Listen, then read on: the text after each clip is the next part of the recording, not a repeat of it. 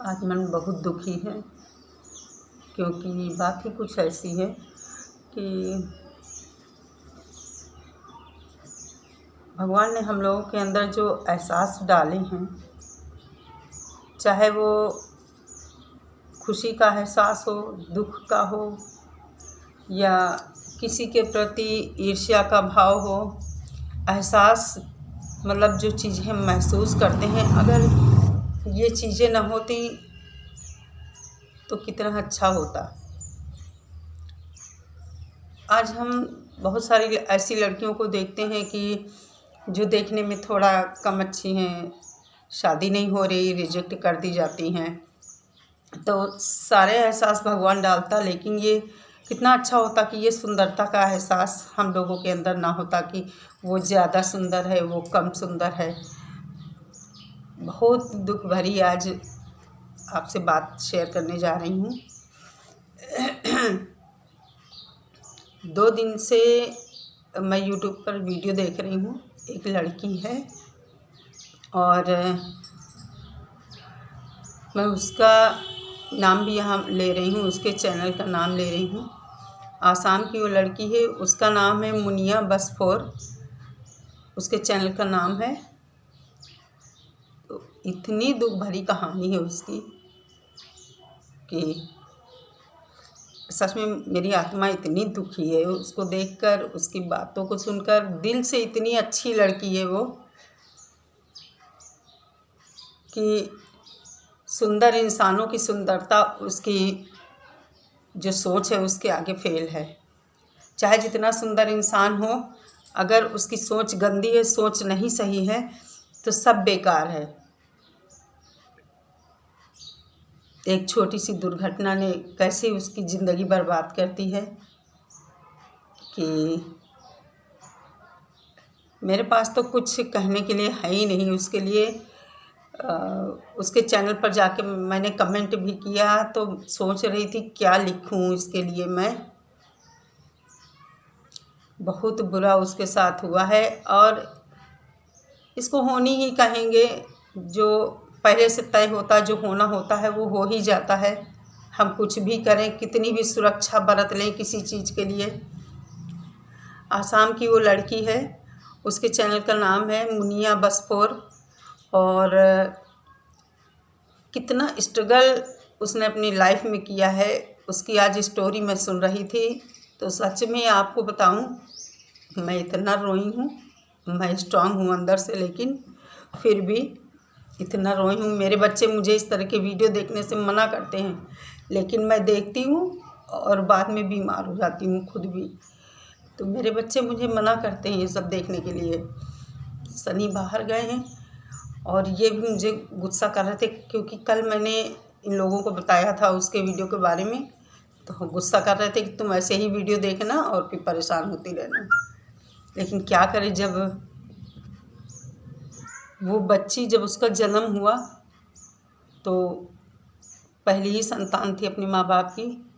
तो उसके बहुत गरीब परिवार में उसका जन्म हुआ। तो उसकी दादी की पेंशन से घर चलता था, बाप ऐसे ही कुछ दिहाड़ी मजदूरी वगैरह करते थे। तो जब बेटी का जन्म हुआ तो पता नहीं कैसी वो दादी थी, दादी और नानी ये लोग अपने नवासों और नाती पोतों के लिए जान छिड़कते हैं। तो उस दादी ने कह दिया इनके पापा से कि हमें बेटी नहीं चाहिए, हम बेटी का बोझा नहीं उठा पाएंगे, अपना तुम कहीं जाके रहो और देख लो। अब उन लोगों के पास कोई ऑप्शन नहीं था, तो क्या किया उन लोगों ने, इनकी जो माँ थी अपने मायके लेकर चली आई। उसके बाद मायके में रहने लगी, और जब ये 13 दिन की थी बच्ची, जिसकी स्टोरी मैं बता रही हूँ, तो अलग कमरे में थी। इसकी माँ भी वहीं पर थी, मामी दोनों बातें कर रही थी। तो मामी किसी काम से उठकर बाहर चली गई और माँ ने, नूपुर की वीडियो कॉल आ रही थी, मामी चली गई किसी काम से बाहर और माँ 5 मिनट बाद उठकर बाथरूम चली गई। उसी बीच इनकी मामी का लड़का आया, जो वो भी बच्चा था 1.5 साल का। इसी को होनी कहते हैं। और वो ये तो छोटी थी, और छोटे बच्चों को कितना चाव रहता है कि जो नन्हा मुन्ना बच्चा आता है घर में देखने के लिए। तो वो जो था इसको देखने के चक्कर में गया, और रात का समय था तो गांव में मिट्टी के दीपक विपक चलते थे। तो मिट्टी के तेल का दीपक, वो जब इसका चेहरा नहीं दिखा तो दीपक उठा के वो इसको देखने लगा ऐसे, वही दीपक इसके चेहरे पे पूरा गिर गया। अब इसका चेहरा इतना ख़राब हो गया है, आज की भाषा में बदसूरत ही बोलेंगे उसको, जो कि कोई देखना नहीं चाहेगा। उसका चेहरा जल गया और एक हाथ पूरी तरह से जल गया, उसका दाहिना हाथ। उसके बाद हॉस्पिटल ले गए, हॉस्पिटल वालों ने इलाज चालू किया, लेकिन जब 13 दिन की बच्ची है और इतना ज़्यादा वो जली थी कि ज़रा सा भी कपड़ा भी टच हो जाए ना, तो जब कपड़ा हटाओ वहाँ से तो कितना चीखती होगी। बड़े लोग तो बर्दाश्त नहीं कर पाते, फिर वो तो 13 दिन की बच्ची थी। फिर धीरे धीरे और ये बहुत रोती थी हॉस्पिटल में। तो वो डॉक्टर भी इस बच्ची से, मतलब अपने इस पेशेंट से परेशान हो गए। तो उन्होंने आपस में, नर्स और डॉक्टर बात कर रहे थे कि आखिर ये बचेगी नहीं, बच्ची ये तो मर ही जाएगी। तो ऐसा करते हैं, इसको इंजेक्शन लगा देते हैं और जल्दी इसको मुक्ति मिल जाएगी। वहीं पर पास में कोई लेडी खड़ी थी, वो पढ़ी लिखी थी। उसने तुरंत आके इनके माँ बाप से बताया कि तुम अगर अपनी बच्ची को बचाना चाहते हो तो डॉक्टर ऐसी आपस में बात कर रहे हैं और मैंने अपने कानों से सुना है, तुमको अगर ले जाना है इसको तो ले जाओ, नहीं तो वो लोग ऐसा ऐसा कर देंगे।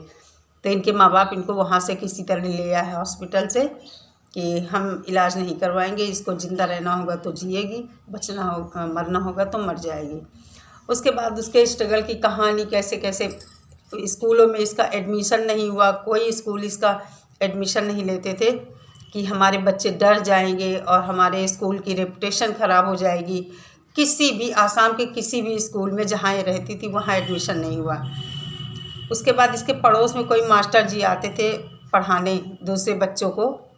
तो इसके अंदर कहा जाता है ना कि जब समाज किसी इंसान को ठुकराता है तो उसके अंदर एक जीने की बहुत तीव्र इच्छा प्रकट हो जाती है, अंदर से एक जज्बा होता है कि हम क्यों नहीं सबके बराबर हैं। तो ये लड़की वहाँ जाती थी, 6-7 साल की थी, और वहाँ बांस के घर बने होते, तो जैसे बांस की फंटी के बीच से दरारें होती, वहाँ से दिखता था। तो जैसे ये दीवार है, दीवार के इस तरफ घर में बच्चे पढ़ रहे हैं और ये बाहर वहाँ बैठ के सुना करती थी कि क्या पढ़ा रहे हैं मास्टर जी। तो दरारों से जो दिखता था कि कैसे अक्षर बनाते, वो पूरी एक बात बता रही थी और मैं बड़े ध्यान से सुनती जा रही थी। पता नहीं कब वीडियो ख़त्म हो गया, दोबारा मैंने उसका वीडियो स्टार्ट किया बातें समझने के लिए, और बाँस से वो देखती जा रही थी दरारों से। जो मास्टर जी अक्षर बनाते थे वही अक्षर ये वही ज़मीन पर बाहर बैठ के बनाती थी। इतनी तीव्र इच्छा थी इसके अंदर पढ़ने की। घर में जब जाती तो घर में भी माँ बाप इसे मारते कि कहाँ गई थी खेलने। आमतौर से सभी माँ बाप करने लगते हैं कि इतनी देर कहाँ गायब रहे तुम, बच्चों को हम लोग डांटते हैं। धीरे धीरे फिर वो जो मास्टर साहब थे, एक दिन उन्होंने इसको देख लिया कि ये लड़की यहाँ छिपी बैठी है। तो उन्होंने समझा कि इसको पकड़ के बहुत इसको डांट लगाई। उन्होंने समझा कि ये चोरी करने आई है, लेकिन ये बहुत रोने लगी, बहुत रोई लड़की। तो इसने कहा कि मैं चोरी करने नहीं आई हूँ, मैं आप जो पढ़ा रहे हैं वो पढ़ रही हूँ। और ये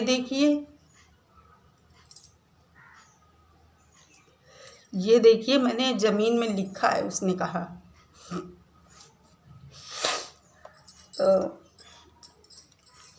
सॉरी। तो मास्टर साहब ने भी उसे गोद में उठा लिया और पूछा तुम्हारे मम्मी पापा कहाँ हैं। वो उनके माँ बाप के पास गए। उन मास्टर साहब ने कहा कि इसका एडमिशन मेरे स्कूल में करवाओ, मैं इसे पढ़ाऊँगा, बहुत अच्छी लड़की, इसके अंदर बहुत अच्छा टैलेंट, बहुत ज़्यादा टैलेंट है। उस स्कूल में एडमिशन हुआ। वहाँ कोई बच्चे इससे बात नहीं करते थे। बताती प्रेयर में या क्लास में जाते आते समय अगर किसी के ज़रा सा बॉडी टच हो गई तो वो यूँ मुँह बनाता था। बच्चे आखिर बच्चे ही हैं, जब बड़े नहीं किसी चीज़ में समझौता करने को तैयार होते, तो बच्चे तो आखिर बच्चे ही हैं। धीरे धीरे इसको डांस और सिंगिंग का शौक़ था, तो ये स्कूल में इसने डांस पार्टिसिपेट किया, इसको फर्स्ट प्राइज़ मिला। और उस दिन जब इसको फर्स्ट प्राइज़ मिला तो बता रही थी कि सारे टीचरों ने मुझे गले लगाया और जो दोस्त थे वो मुझे बधाई देने लगे। उस दिन से मेरे दोस्त बने, अच्छी दोस्ती बनी लोगों से, स्कूल के बच्चों से अच्छी दोस्ती बनी और कॉलेज तक की पढ़ाई की। कोरोना टाइम में कॉलेज बंद हो गए, तब उसकी पढ़ाई बंद है फ़िलहाल, और वो पढ़ाई के लिए प्रयासरत है, सर्विस के लिए तैयारी कर रही है। उसकी लास्ट की बातें सुनकर खुशी हुई कि इतनी मेहनती लड़की है, इतनी अच्छी सोच है उसकी। और कहते हैं ना कि मार्केट से हम सामान लेकर आते हैं, ऊपर की पैकिंग जितनी आकर्षक होगी, चमक दमक वाली चीज़ जितनी हमें अट्रैक्ट करती है, भले ही उसके अंदर पैकिंग में कूड़ा ही भरा हो। तो उसी तरह हम सभी लोगों की सोच है, एक एहसास है कि हम पहले व्यक्तित्व देखते हैं, कैसा व्यक्तित्व है, आकलन करते हैं, ये सुंदर है, कैसा है। लेकिन वो लड़की पूरी इधर से आंख जली है, और उसका ये दाहिना हाथ जो था ये वाला इतना ज़्यादा 70-75% जल गया था।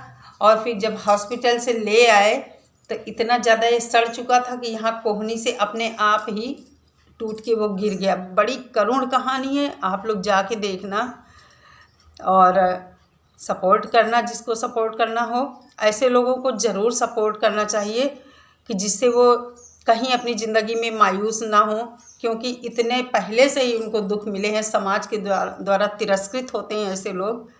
तो प्लीज़ ऐसे लोगों को सपोर्ट करिए, और ऐसे लोगों को हमारे आसपास वालों के प्यार की ज़रूरत होती, सपोर्ट की ज़रूरत होती, क्योंकि ना उनको कोई बीमारी है।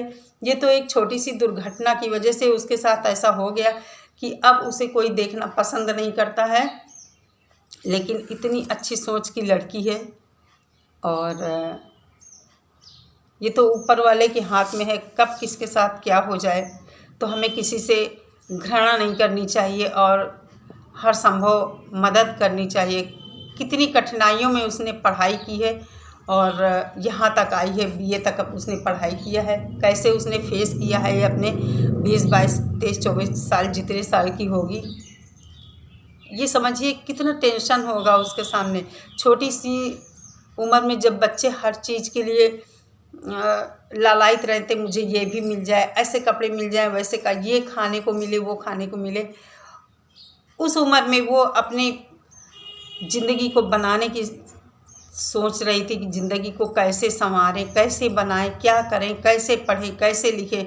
आजकल बच्चों को डांट मार के पढ़ाने के लिए बैठाला जाता है, तब जाके पढ़ते हैं। तो एक उदाहरण है मुनिया। हम जो हमारे चैनल पर बच्चे आते हैं, मैं उनसे रिक्वेस्ट करती हूँ प्लीज़ उसके चैनल को देखिए। एक बार फिर बताती हूँ, उसके चैनल का नाम है मुनिया बस 4। तो प्लीज़ जाकर देखिए और कुछ उससे सीखिए, उसकी सोच को सलाम करिए आप लोग। तो चलिए, अब 6 बजने वाला है, 6:05 हुआ है, 5 मिनट कम है। अभी इनसे मैंने कहा है कि चाय बना लें थोड़ा सा। इनको नहीं पता है मैं इस तरह का वीडियो बना रही हूँ, इसीलिए मैंने उनसे कह दिया कि आप चाय बना लो, हम थोड़ा सा वीडियो अपना शूट करेंगे। नहीं तो बहुत गुस्सा होते हैं, और जब मैं मेंटली डिस्टर्ब होती हूँ तो फिर फ़ोन भी छीनने की धमकी दी जाती है कि फ़ोन ले लेंगे। इस तरह की वीडियो देखा करती हो और परेशान होती रहती हो। कल है नवरात्रि, आप सभी को नवरात्रि की ढेर सारी बधाई। माता रानी आप सभी को खुश रखें, आपके बच्चों को सद्बुद्धि के रास्ते पर लेकर चलें और जीवन में खूब कामयाब हो, तरक्की मिले बच्चों को आपके। आप लोग हमेशा सुखी रहिए। जय माता दी।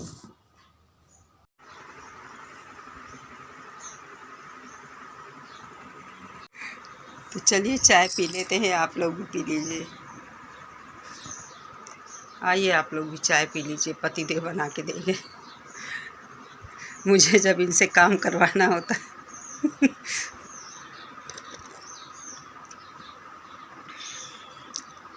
तो चलिए फिर अभी वीडियो को अपलोड करेंगे और शायद 7 बजे तक आएगा वीडियो। चलिए फिर मिलते हैं, बाय बाय।